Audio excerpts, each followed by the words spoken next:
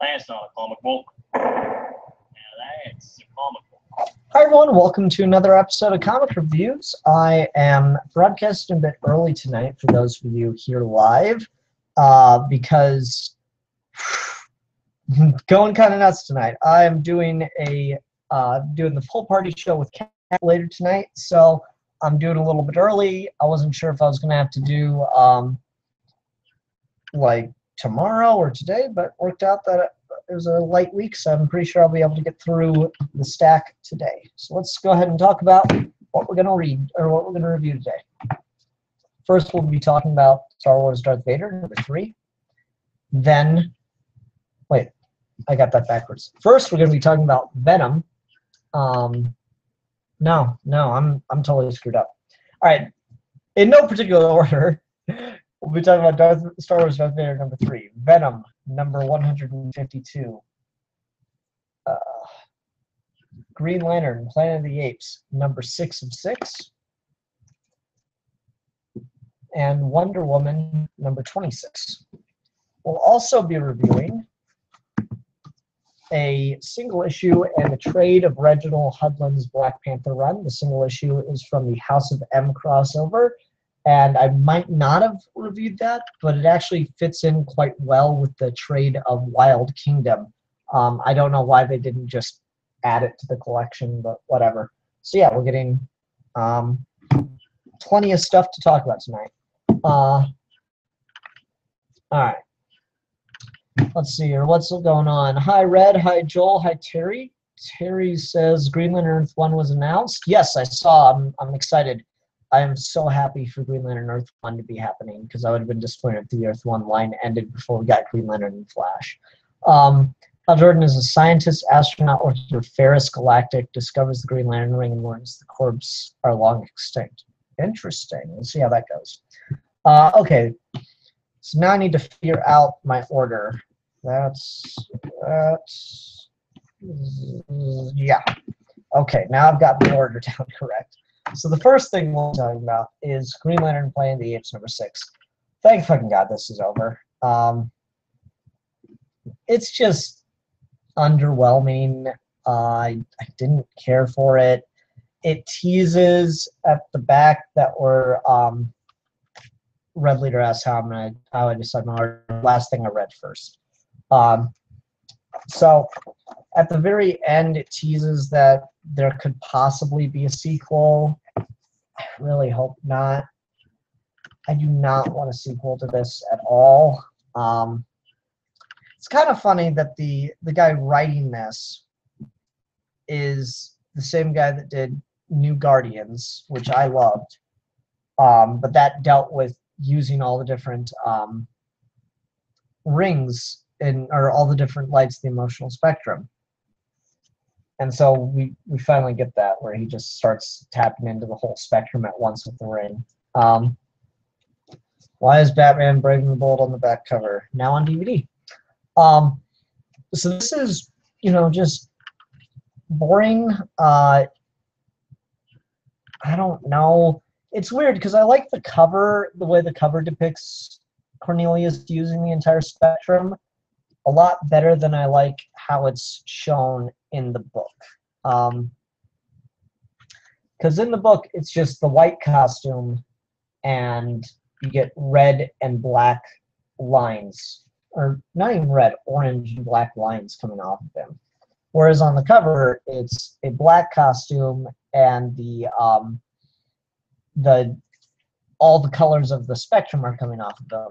And the way it worked in New Guardians is the first time Kyle got all the rings and used them all at once, he wasn't a White Lantern. He was like this grayish violet, bordering on black, like really like shiny black kind of costume, and he was still using all the rings, but it completely overwhelmed him and damn near knocked him on his ass within minutes.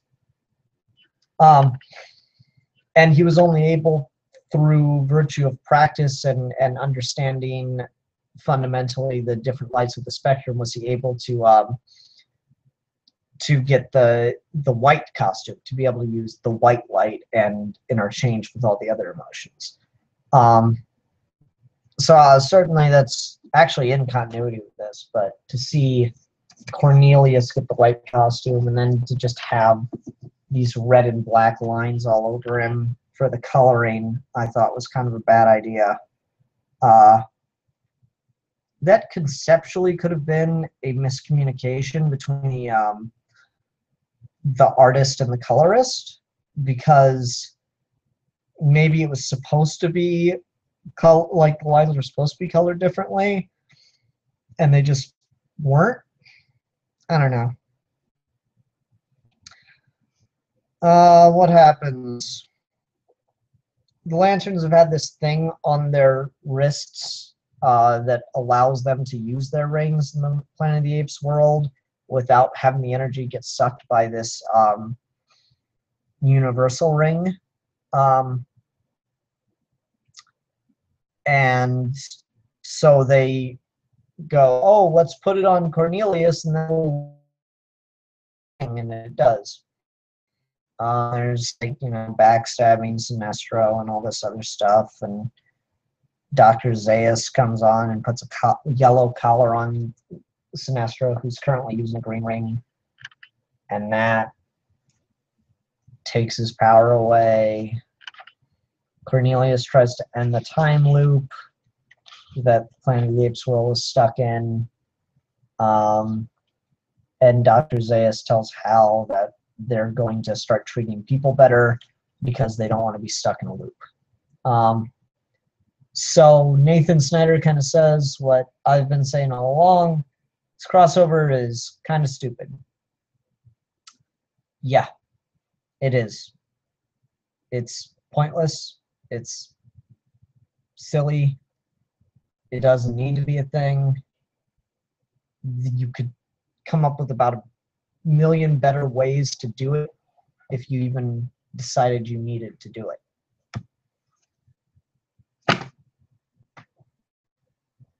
Let's go ahead and move on and talk about Wonder Woman, number 26.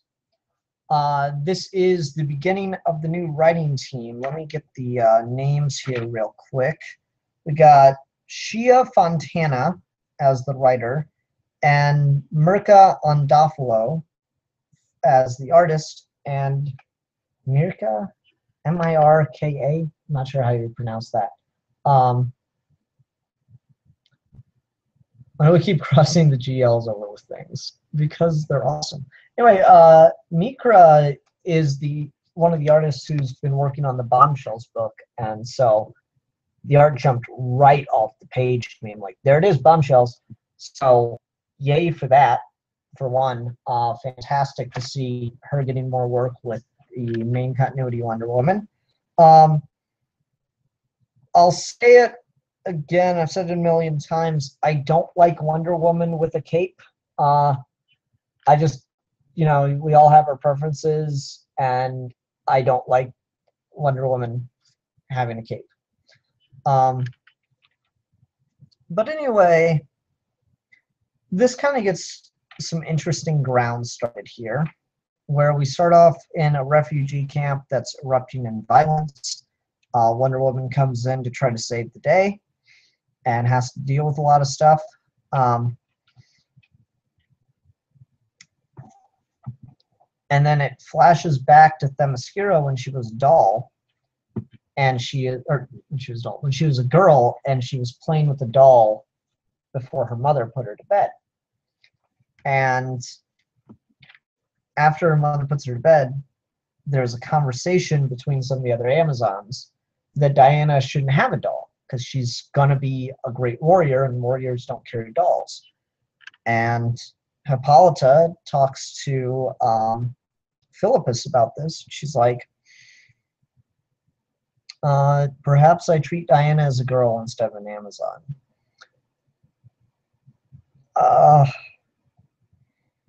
Diana must be strong, stronger than any Amazon before her. And the doll is a weakness. I've never seen a warrior with a doll. And then, the thing is, Diana overheard this entire conversation, And so this is probably one of the most heartbreaking scenes I've seen in a comic book, where she takes her doll and puts it up in a box, locks the box, and throws away the key, and then goes to bed alone. That's so sad. Oh, I feel bad for this little girl. Man. But like it serves as a really interesting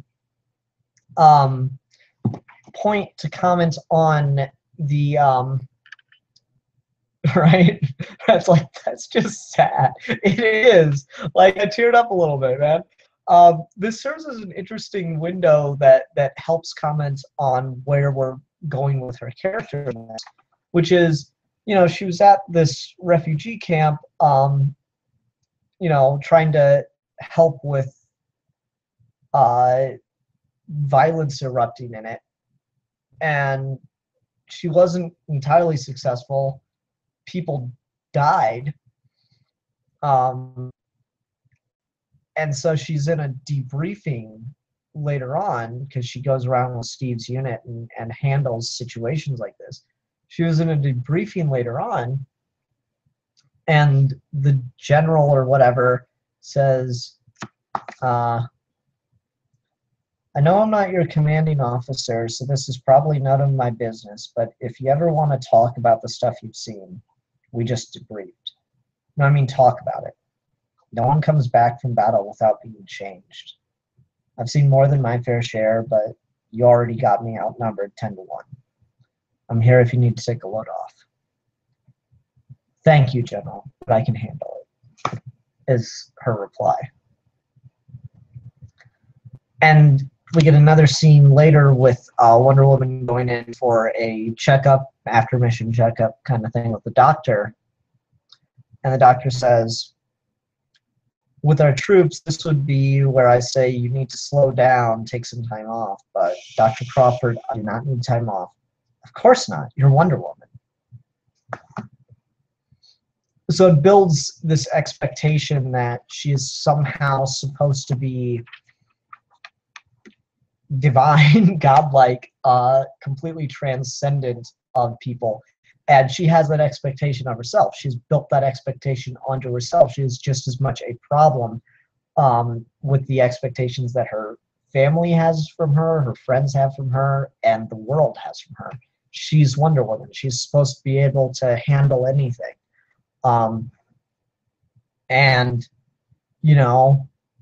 this kind of stuff weighs on a person, because she is still a girl or a woman. She was still like when she had the doll, she was a girl. Why should she have felt the need to throw away the doll because she's an Amazon, because she's going to be a warrior? She was a child, right? And now she's this superhero, and she's doing all these things to save people and failing sometimes. And she's putting that same pressure on herself, not taking the time to realize, yeah, she is Wonder Woman, but she's still a woman. She's still still a person that has to deal with trauma, with expectations, with just the world as it is, deal with life. And she's kind of in a way running away from that. And that's really interesting. Especially after everything she's just been through with losing Barbara to Cheetah again, and not being able to ever go home now. It's some heavy stuff, and I do like the idea that she's trying to carry the weight of the world on her shoulders, and it's starting to weigh her down. I really, really like that, and this is a really fascinating place to take this character. So anyway, Diana ends up going to a wedding with Etta Candy, where she runs into a little girl who is hiding under the table because she was playing hide and seek. And the little girl asks Wonder Woman if she can help her find her shoe. So Wonder Woman goes underneath the table to help her look for the shoe. And this little girl talks her frickin' ear off. And she says, I know all my numbers. Like that says 3. No, wait, 2. And there's our last page. That makes me, more than any other book I read this week, want to pick up the next issue. That is a fantastic, classic comic book cliffhanger moment. I am super excited for it. I really want to know how this goes. The next thing says next Wonder Woman down, and that sounds really, really good. This whole story is going to be called The Heart of an Amazon, and I think that is a really, really apt title. To be honest, I think I enjoyed this single issue more than I did any one issue of Rucka's run. That's a weird feeling. This is pretty good stuff. I'm not sure if I've ever seen anything from this author before. But I'm liking the art. It's great to see the art of the artist that was attached to Bombshells doing some other stuff. I will say, as a small criticism, I think the artist is maybe just a little too used to drawing women.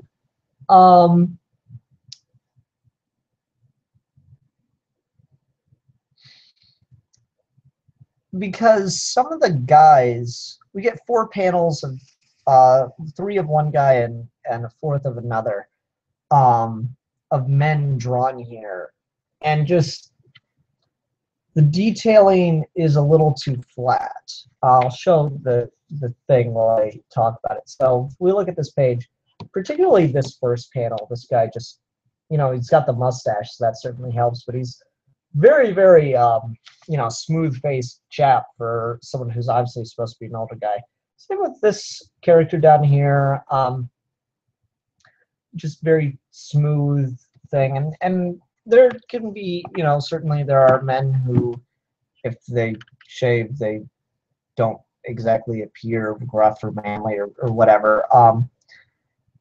And that's, if that's what you're going for, that's fine. I don't think that was really the intent here. It's interesting to talk about how different an approach you have to take as an artist to drawing men or women. Basically, the more details, like when you want to draw a man's face, from what I understand, artists will put a lot of line work in to try to, add a lot of definition.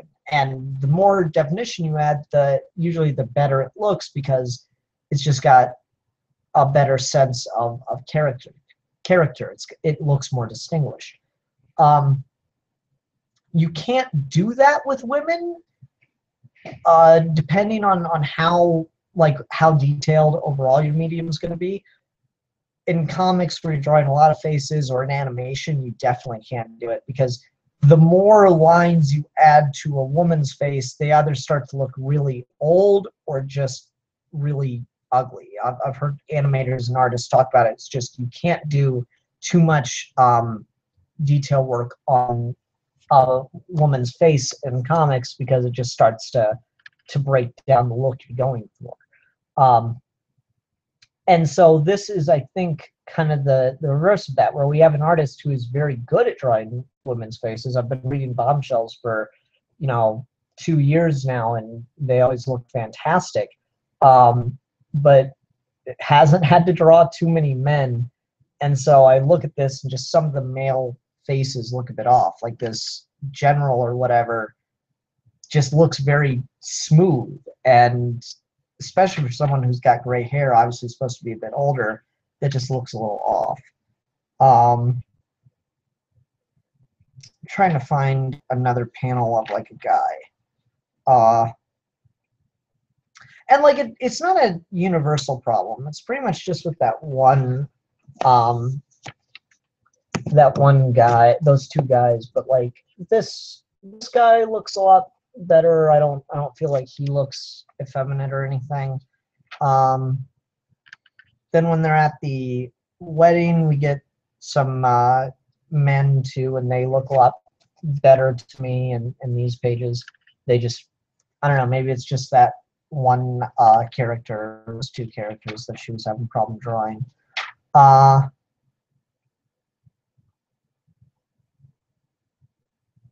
Otherwise, not a lot else to say about this. I really, really enjoyed this issue, though. This was pretty good. Now, Red brings up a point. How did she say 3? No, wait, 2 in under a second? Depends on the clock, right? Because I don't know. I feel like I've been able to count faster than a countdown clock before, and I can probably get out, a quick sentence in between ticks of a clock. But it is, to be fair, yeah, it is still comic book logic. Philip Kelton says, question, should the Amazon be actually idealistic role models, or is Wonder Woman because as an ambassador she is in the middle between the Amazons and the world? I feel like you are writing the Amazons incorrectly if you either make them holier than thou angels, or if you make them savage barbarians that have not evolved in 2,000 years. If you make them savage barbarians that have not evolved in 2,000 years, then you're missing the point of why they were separated from society to begin with. And it was to make a very strong point about the evils of men's world and all that stuff. If you write them as absolute godsend angels that have never done anything wrong ever, you are missing the point, because then the question becomes, why would Wonder Woman ever want to leave? And in some continuities, it's like, oh, well, she left because she had to. It was the right thing to do to take Steve Trevor home. Yeah, that's one thing. I prefer to think that she wanted to go. She wanted to see the world. And so I think the one that did it perfectly is Wonder Woman Earth 1 by Grant Morrison. In that the Amazons are a fantastic society that have a lot of advancements, that have shunned a lot of the things that are still wrong with our world. But in doing so, and in isolating themselves, they have missed very key, important advancements and have rejected certain knowledge, which was a mistake. Which is why Wonder Woman is there to start the conversation between the two worlds. Okay, let's go ahead and go on to Darth Vader, number 3.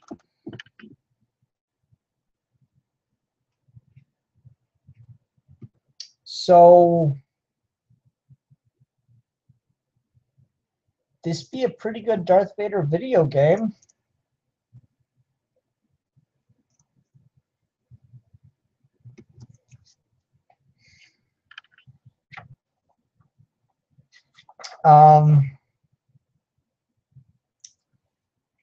Vader's given the mission: go find a Jedi, get yourself a lightsaber.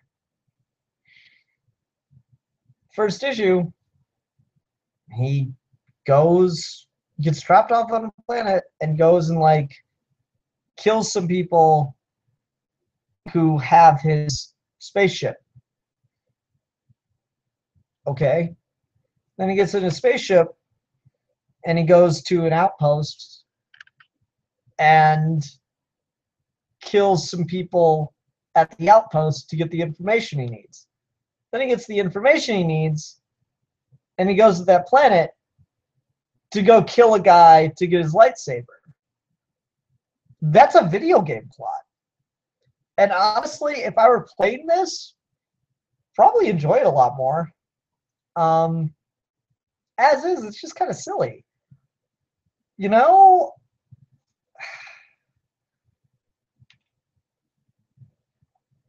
So yeah, there's this Jedi guy. He's in isolation training. Vader shows up. His ship gets taken down. He goes after the guy anyway. Guy tells him, asks him, did you kill the Jedi? And Vader says, yes. And it says, for my transgressions, I took the Barash vow to live alone inside the Force until my true path as a Jedi became clear, to live outside the Order and take no action on its behalf, no matter the circumstances, even its end. You must know that, or you would not have known to look for me here. It is also why I stayed here. I knew you would come eventually. I declare my Barash complete, and for my brothers and sisters are dead, and the murderer stands before me. I know my path, killer, and its end is also yours. This mountain is called Pazafal. It is a sacred place designed to test all Jedi who come here. The higher you go, the more demanding the challenges become. I will await you at the summit. Beast on the highest ground. Come seek me out. And so then Vader has to climb his way up a mountain filled with booby traps. Or at least that's what you'd think it'd be. But like, he's on a bridge getting attacked by like some eagles or whatever. Eagle raptor-y things. And the Jedi is just like, you know what? Change my mind. Don't blow the bridge. Don't turn him away. Just lets the birds go. Doesn't turn on any of the other traps. Allows Vader to come right up to him. Vader kills a droid and takes like a practice saber or something from it. And then begins a duel with the Jedi. Jedi completely destroys him, breaks one of his robotic legs, and throws him off the mountain into a pit.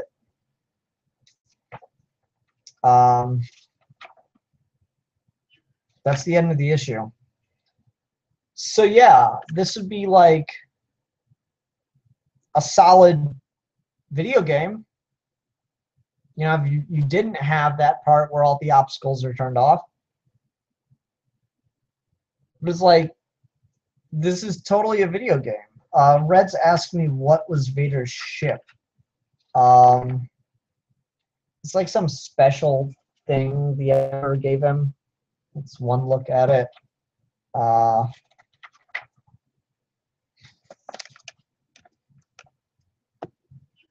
Anyway. Like, seriously, this just feels like a video game plot where I don't get to play the video game, and the story isn't really strong enough to support too much interest outside of it. I mean, it's certainly not the worst thing I'm reading. It's just, again, with Soule, I'm like, it's boring. What can you do, man? Okay. Let's go ahead and move on to the last single issue this week, which was Venom, number 152. This is the second part of The Land Before Crime. What the fuck happened? I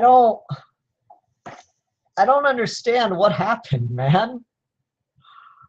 Oh, I was like so ready for this to be, you know, this really interesting, introspective thing that played with metaphors of abusive relationships and dealt with things just going wrong. And then Eddie Brock came in and suddenly it became about fighting dinosaur cults.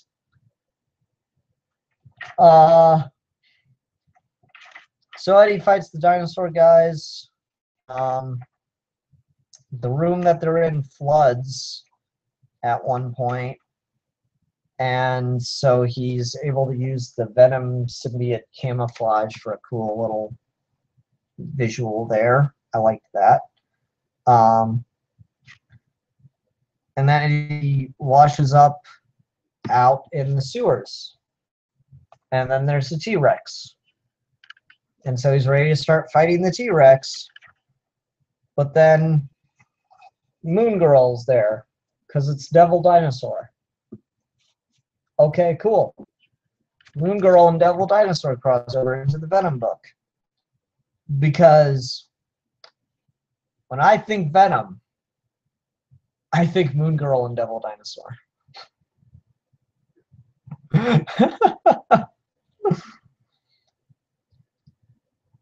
Anyway, so then Eddie runs back to the company that's like responsible for the dinosaur cult, and he gets an update on what's going on with why the symbiote's acting so strange. And so we do get a brief explanation for why the symbiote had such a 180 turn between being on Lee and being on Eddie. That being that when Eddie was working with the government and wearing other symbiotes like anti-venom, he was given medication that mutated his body, so now it is slowly killing the symbiote. It's made his body toxic to symbiotes, and so the symbiote is slowly dying, and it's affecting its brain chemistry.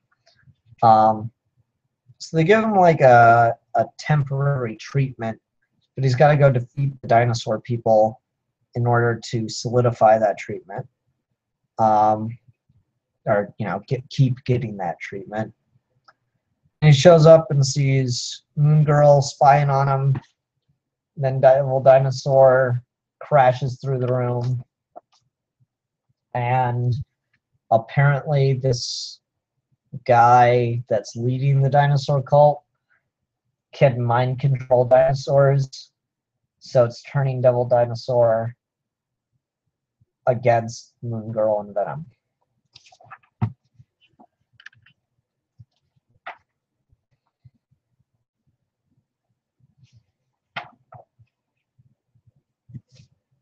I mean, probably the worst thing I read this week, but more just disappointed. It's just pretty much like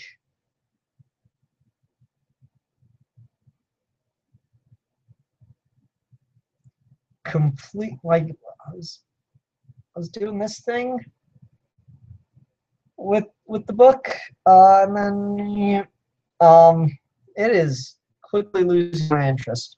Yeah, Red's right. This is a pretty bad week. I had Planet of the Apes, Venom, and Darth Vader.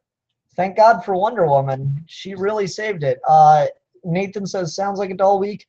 Yeah, go pick up Wonder Woman. Wonder Woman was the only book that came out that I feel was worth any value this week. Everything else was varying levels of not good.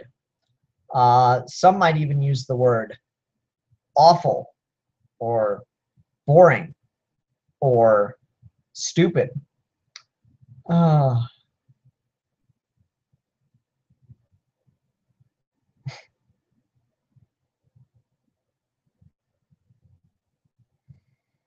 don't know, guys. Kind of a underwhelming week for the new books. Let's go ahead and go on to the trade we'll be discussing this week. And that is going to be Black Panther Wild Kingdom. X-Men Black Panther Wild Kingdom. But there's also Black Panther House of M. Is that just the... Oh. Soul Power in the House of M. So we'll start with this since it's a one-shot. So back in the mid-2000s, Marvel was doing a crossover called House of M.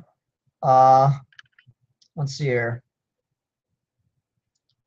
The New Avengers and the Astonishing X-Men meant to discuss the fate of Wanda Maximoff, the Scarlet Witch, the daughter of the powerful mutant terrorist Magneto. After losing control of her reality-altering powers and suffering a total nervous breakdown, Wanda unleashed chaos upon the Avengers, killing and injuring many of their number. Magneto intervened and took his daughter to the devastated island nation of Genosha, where Charles Xavier, the founder of the X-Men, was to help her recover. Xavier failed, and now it is up to Wanda's friends and teammates to decide whether she will live or die. Magneto, Wanda, and her brother Pietro disappear. Then the world burns to white. Reality as we know it is gone, to be replaced by a society in which humans are the oppressed minority and mutants run the culture, ruling over all existing countries, religions, and politics. A kingdom united under the House of M. A united Africa, ruled over by Queen Aurora, Storm, and King T'Challa, Black Panther, has become an economic powerhouse and a thorn in Magneto's side. You see, one of that continent's mutant rulers has been speaking out against the persistence of supremacist notions in the mutant-controlled world, something Magneto simply can't abide. So we start off with Quicksilver in Africa. He delivers ice cream straight from Rome to Storm in an attempt to woo her. It does not work because she is in love with T'Challa. That's seriously just what this whole thing is. We're shown Africa just absolutely prospering under mutant rule, and that's kind of a neat idea. But Storm is speaking out. It's like, just because we're mutants doesn't mean we're better than people. We need to be kind and share our gifts. So Magneto decides to take a more direct approach to just bringing Africa properly under heel, and that mainly means taking care of Black Panther.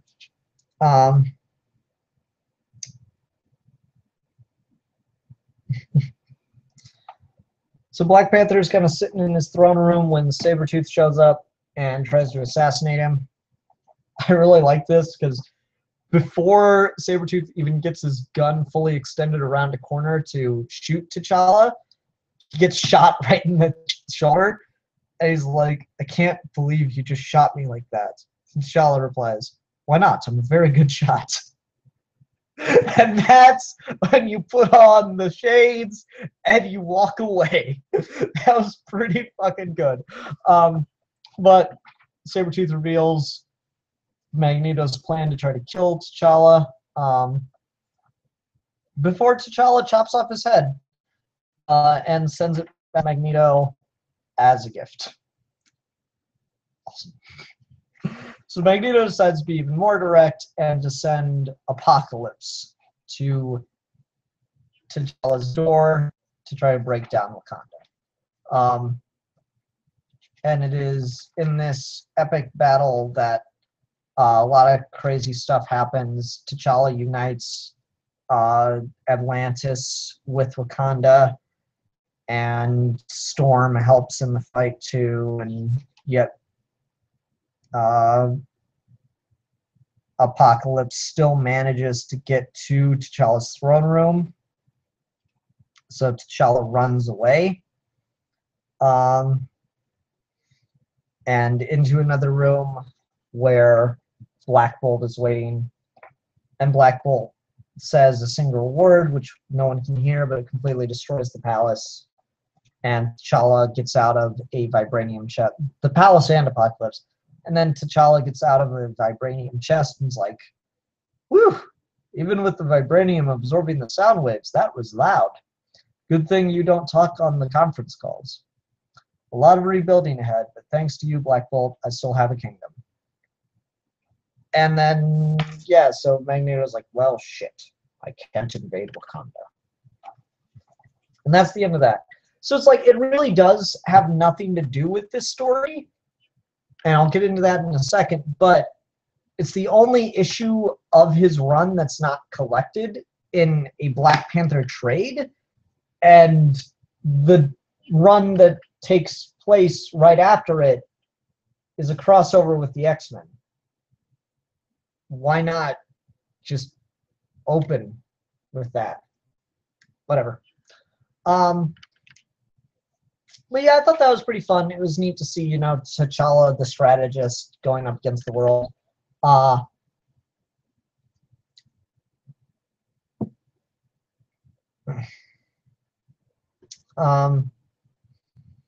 got really nostalgic when I picked this book up and finally took it out of the bag and board, because on the back there's an ad for Incredible Hulk Ultimate Destruction, which is one of the best superhero video games ever. And yeah, that was just hit me right in the feels. Okay, so let's go ahead and get into Wild Kingdom. This, unfortunately, is not very good. It's okay. It's fun at times. It's a little silly, but ultimately, this does not make me look terribly forward to the rest of Hudlin's run on Black Panther. Though I will say, maybe it's not him. Maybe it's just the guy that was writing X-Men, and they obviously go back and forth because this is like an issue of X-Men, an issue of Black Panther.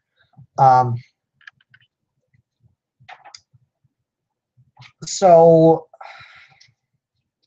this dealing with the fallout of Bagenda, which is the neighboring country ruled by the dictator of Ubuntu that was overthrown in the last volume of Black Panther. And so there's just civil war and chaos going on in that country since, T'Challa can beat the shit out of the guy that helped stage an invasion of his country and, dethroned him. And so now there's a civil war and just shit's going crazy. And the X-Men are viewing the situation and see this. It is a mutated animal. And see, this sets up a premise that I thought would be really, really interesting. Because, okay, the X-Men have their powers because of super science in the Marvel Universe, creating, mutated humans. Cool. Humans aren't the only species on the planet. So I thought this would be a really interesting take where it's like, okay, now we're actually starting to see other animals on the planet develop superpowers like humans are. That's really cool. I'm interested in that. No. That's what it seems like it's going to be. But then it's revealed to be like an evil geneticist just performing these experiments to change animals into this. And that was disappointing. Like there's like a giant lion. That looked really cool. Who is writing the X-Men portion of this? Peter Milligan. I don't know anything about him off the top of my head. So the X-Men go to Africa and start dealing with all the stuff. There's discussions, and Storm has the most interesting character in here and how it's dealt with her and T'Challa's relationship. So they stumble on the factory that's producing these genetically enhanced animals, and they find Black Panther at the keyboard with a man knocked out on the ground, as he is obviously also investigating things.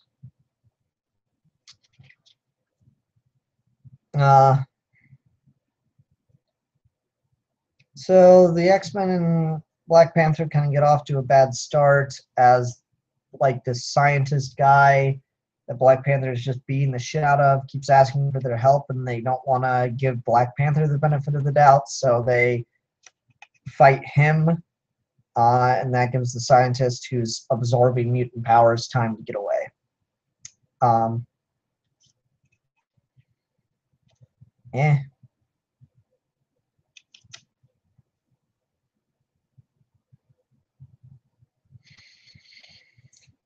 So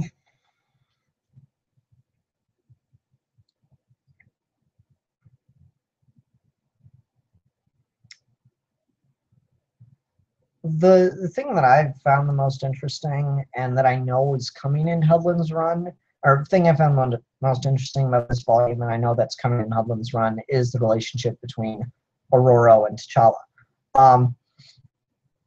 Storm and Black Panther, spoilers, eventually get married in this book, in Hudlin's run. And this is the first time we've seen them on page together in this book.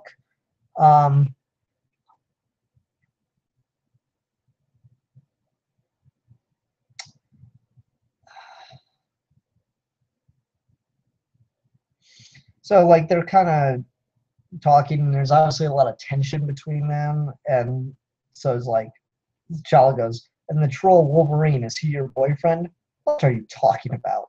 please, I can smell his passion for you. And she says, and how many women are in your harem these days, King T'Challa? He says, I've been a monk waiting for your return. Do not start with me. I've avoided this entire continent because of you, and you're about to remind me why. He says, fine. And then you handle your business, and I'll handle mine. Agreed. Just remember, they don't care about X-Men. They need a goddess. You're wise, T'Challa, but you will not break my heart a second time. And it's just interesting that Storm in Africa is treated as a goddess. This is a really cool idea. I like that. And T'Challa's trying to offer her that back. He wants to be in a relationship with her and give her the respect and honor and dignity that he feels she deserves. She deserves to be treated that way. It's a cool idea. And she, of course, doesn't like T'Challa because, the way that the Black Panther society is, the Wakandan society is structured, he is a king and he has a harem at his disposal should he wish to use it. Which is what T'Challa's awesome bald black bodyguards are. Those are referred to as the Panther's wives in waiting, which is kind of interesting. And they dealt with that a little bit in the Who is the Black Panther run, where they are waiting outside his bed as he has a dream about not being able to handle the responsibility and the power of being the Black Panther, and so they sit there as temptation. I thought that was really interesting. And so he's like, he doesn't want that though. He wants to be with Storm. And so Storm goes off and is dealing with violence going on in this country. And she sees some guys trying to hunt a woman and her child down and strikes him with lightning. He's like, stand back. This mother and child are just like any man who touches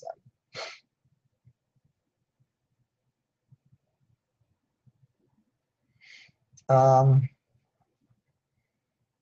And then T'Challa has to fight like a four-armed ape and a telepathic baboon.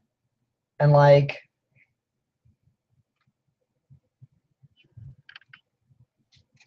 okay. Meanwhile, the other X-Men have been captured and they're being planned to be sold off for auction. Those bodyguards. So anyway,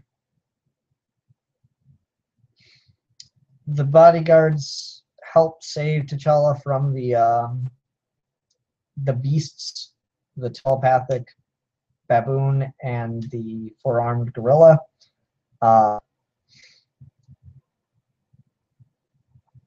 And Storm walks in on them, making sure he's okay. I came to see if you needed any help, but it is clear that you have everything you need. Aurora, wait! These are my personal bodyguards. I can see exactly what they are, T'Challa. Aurora! Don't you just hate it when the woman you love walks in on you and your sexy bodyguards? Damn. And then the Red Ghost, the communist villain of the Marvel Universe, shows up with some, talking apes. And I'm just like, whatever. It's just, this is where it starts to get really weird. I'm trying to figure out what am I in? Because this is where I'm not quite sure if the story is working or not.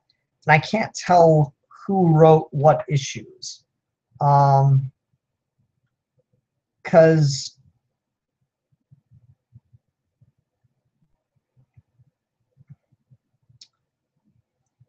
they don't tell you what issue what's happening in. I'm tempted to say that issue is Black Panther's since he's in more of it. So it might be Hudlin that's writing this really stupid thing with the communist apes, but I can't even tell you.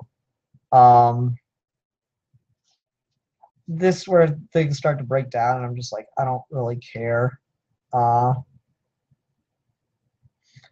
So yeah, you got Storm and Black Panther just dealing with stuff and trying to sort their relationship out in the meantime. And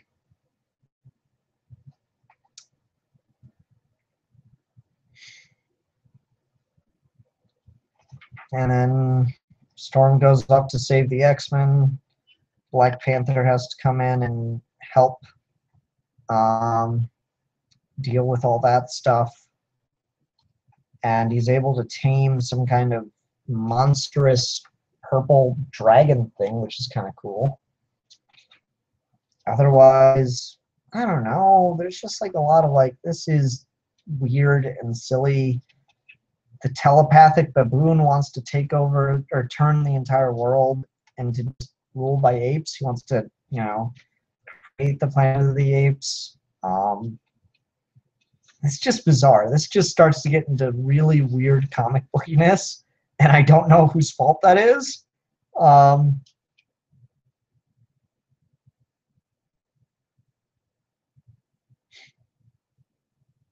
like, T'Challa gets some cool shit to do. Like, there's a need to reprogram a computer system at one point, and Red Ghost is working on it, and T'Challa's like, what's the problem here? And he goes, I don't have time to explain such a sophisticated device like this to a... And then T'Challa just takes over and finishes working on what he was doing in a matter of seconds. So that was kind of cool.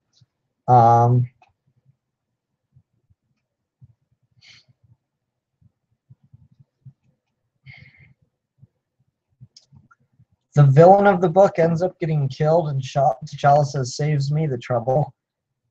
And then one of the X-Men goes, wait, are you saying you would have killed him if Red Ghost didn't? And he's like, it was an option, yes. So you'd be judge, jury, and executioner? As King of Wakanda, I am. Neat little insight into the politics of that.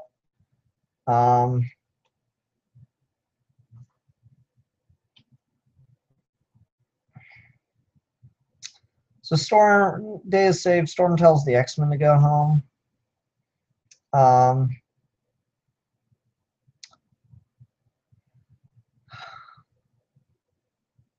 And she says she's going to stay for a while in Africa because she doesn't want to leave. T'Challa's like, that's great, I'll prepare.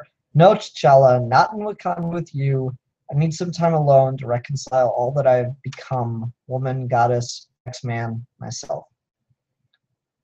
As for you, T'Challa, son of T'Chaka, and then we get a cool panel of them kissing, which I liked.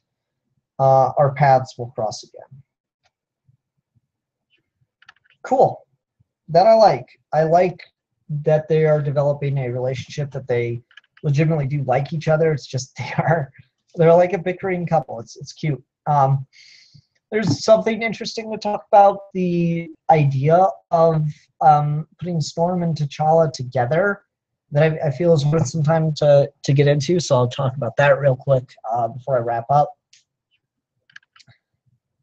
There is a certain level of sexism to the notion, because part of what makes it cool is you are making T'Challa cool by giving him a wife as a status symbol. She's literally becoming a trophy wife in a certain point of view.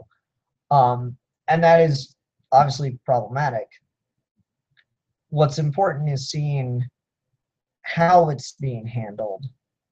If Storm is getting anything out of this relationship as well, besides just, money or like something superficial, if she is personally fulfilled in this relationship. And if there is more to the relationship than T'Challa seeing her as a status symbol. This is kind of that weird thing of how writers that are fans of a character will they'll put their ships into continuity, and it can be weird to see that happen, but to the best of my knowledge, at least, T'Challa's never really had a consistent love interest. So to put him with Storm is a neat idea. I like that. That's kind of a cool thing to do. And so I can see that relationship working out well, and that's a neat idea. How well it'll work out, I don't know. I haven't gotten into that yet. This section of the run was a bit on the rough side. Crossovers usually are that way. They're probably, everyone wants to read comic book crossovers. Everyone talks about, oh, wouldn't it be cool if this character and this character got to do a crossover? So few people know how to write good crossovers, guys. Whew. All right. That's going to do it for this episode of Comic Reviews. Come see me live again in about 2 hours on Geekvolution's channel. We'll be doing the poll party live, and yeah, about 2 hours. See you then. Bye.